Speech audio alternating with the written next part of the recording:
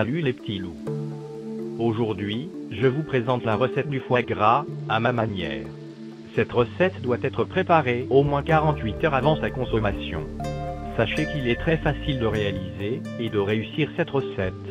Choisir un beau foie gras de canard, d'environ 600 grammes, ferme au toucher et sans aucune tache sombre.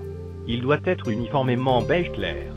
Écartez les deux lobes et recherchez, à l'aide du dos de la lame d'un couteau de cuisine, le nerf central. Le dégager et le retirer doucement, sans chercher à enlever toutes les fines ramifications, car vous risquez de déstructurer votre foie. À parts égales, mélangez du gros sel de mer et du poivre en grains. Concassez finement ce mélange, puis l'étalez sur votre plan de travail. Plaquez les mains sur le mélange et pressez le foie gras sur toutes les faces. Renouvelez l'opération pour que le foie soit bien recouvert du mélange. Prendre une terrine, d'une taille suffisante, allant au four. Déposez-y le foie gras et tassez-le. Versez-y un bon verre, à moutarde, de muscade de baume de Venise. Couvrez avec le couvercle de la terrine, et laissez macérer toute une nuit au frais, dans le bac à légumes de votre réfrigérateur. Le lendemain, allumez votre four, et fixez à 200 degrés sa température.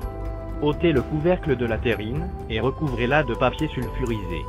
Prévoyez un bain-marie pouvant accueillir votre terrine. Selon ce que votre expérience a appris de votre four, faire cuire au bain-marie pour une durée de 35 à 40 minutes.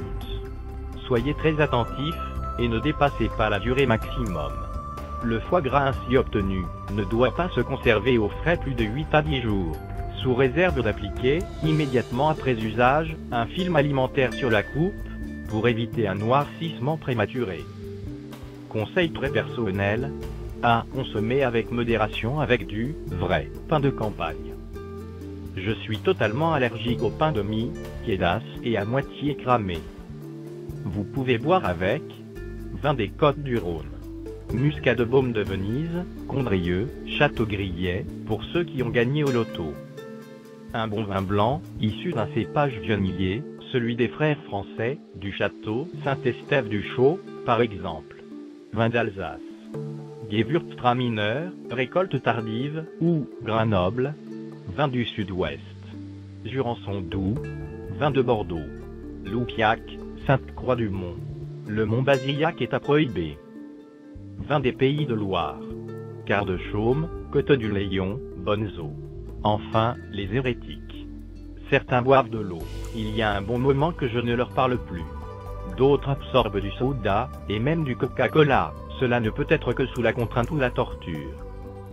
Bon appétit, bande de gros gourmands.